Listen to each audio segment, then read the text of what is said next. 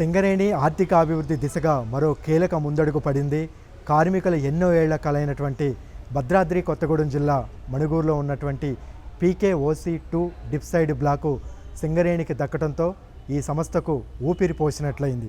ఎందుకంటే సింగరేణిలో రాను రాను ఓపెన్ కాస్టుల సంఖ్య తగ్గిపోతుంది, కొన్ని మూసివేయటం జరుగుతుంది.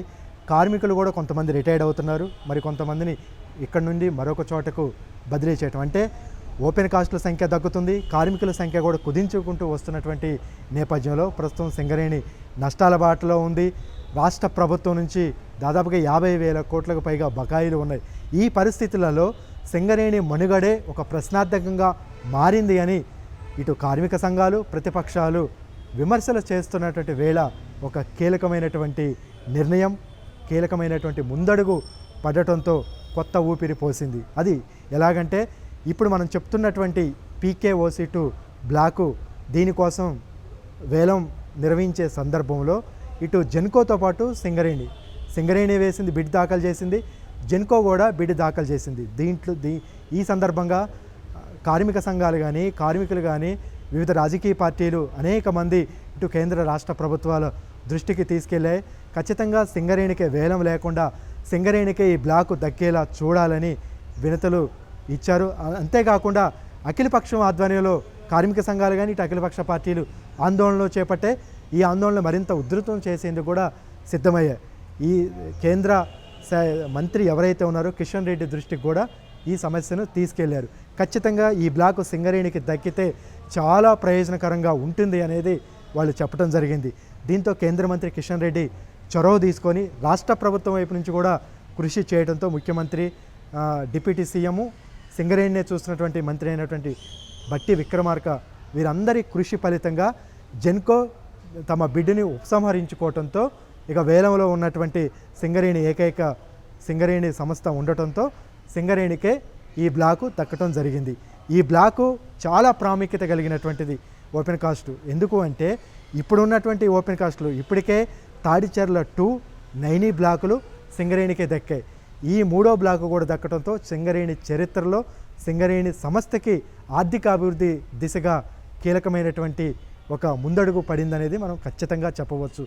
ఈ బ్లాకు దాదాపుగా 25 సంవత్సరాల పాటు నడుస్తుంది. 180 మిలియన్ టన్నుల బొగ్గు ఉత్పత్తి చేయవచ్చు. అంటే ప్రతి ఏడాది 6 మిలియన్ టన్నుల బొగ్గు ఉత్పత్తి చేసుకుంటూ పోతే దాదాపుగా 25 సంవత్సరాల పాటు ఈ బ్లాకు నడుస్తుంది. ప్రత్యక్షంగానే పరోక్షంగానే దాదాపుగా 2,000 మంది కార్మికులకు ఇక్కడ ఉపాధి దొరుకుతుంది, కొంతమంది పరోక్షంగా కూడా ఉపాధి దొరుకుతుంది. మొత్తం మీద ఏదైతే బొగ్గు పుట్టినటువంటి ఉమ్మడి ఖమ్మం జిల్లాలో ఆనాడు 1881లో ఇల్లెందులో ఏదైతే బొగ్గు పుట్టిందో ఈ బొగ్గు పుట్టినటువంటి ఈ జిల్లాలో, ఈ ప్రాంతంలో సింగరేణి మనుగడే ప్రశ్నార్థకంగా మారింది. కార్మిక సంఘాలు, కార్మికులు అనేక ఆందోళన చేస్తూ ఒక అభద్రతా భావంలో ఉన్నటువంటి ప్రస్తుత పరిస్థితిలో ఈ కీలకమైనటువంటి బ్లాక్ దక్కటం నిజంగా కూడా చాలా ఒక సింగరేణి సంస్థకు గట్టి ఒక బలం చేకూరిందనేది చెప్పవచ్చు. ఎందుకంటే దీని ద్వారా ఎంతో రెవెన్యూ కూడా దాదాపుగా 10,300 కోట్లు రాష్ట్ర ప్రభుత్వానికి జనరేట్ అవుతుంది, కార్మికులకు ఉపాధి దొరుకుతుంది. మొత్తం మణుగూరు ఈ ప్రాంతం మొత్తం కూడా ఒక వ్యాపారపరంగా, వాణిజ్యపరంగా, ఉపాధి ఉద్యోగపరంగా కూడా చాలా ప్రయోజనకరంగా ఉంటుంది. ఈ నిర్ణయం పట్ల కార్మిక సంఘాలు, కార్మికులే కాకుండా స్థానికులు, వివిధ రాజకీయ పార్టీల నేతలు, ప్రజా సంఘాలు కూడా చాలా హర్షం వ్యక్తం చేస్తున్నాయి.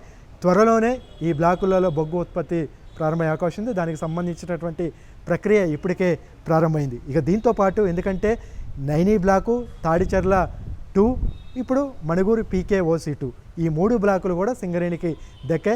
మిగతా బ్లాకులు కూడా సింగరేణికి వచ్చే విధంగా కేంద్ర రాష్ట్ర ప్రభుత్వాలు కృషి చేయాలనేటువంటి డిమాండ్ ఉంది. దాన్ని కూడా పరిగణలో తీసుకొని ఆలోచిస్తామనేది, ఆ దిశగా చర్యలు తీసుకుంటామని ఇప్పటికే రాష్ట్ర ప్రభుత్వం చెప్పింది. కేంద్ర మంత్రి కూడా చెప్పినటువంటి నేపథ్యంలో సింగరేణికి పునర్వైభవం, మంచి రోజులు రాబోతున్నాయే అనే ఒక శుభ సంకేతం ఖచ్చితంగా కార్మిక వర్గంలో అయితే నెలకొంది. ఈ నిర్ణయాన్ని వారంతా అయితే స్వాగతిస్తూ హర్షం వ్యక్తం చేస్తున్నారు, సంబరాలు కూడా చేసుకుంటున్నటువంటి పరిస్థితి. మిగతా ప్రాంతాల్లో కూడా బొగ్గు బ్లాకులను అందుబాటులోకి తేవాలని వారు కోరుతున్నారు.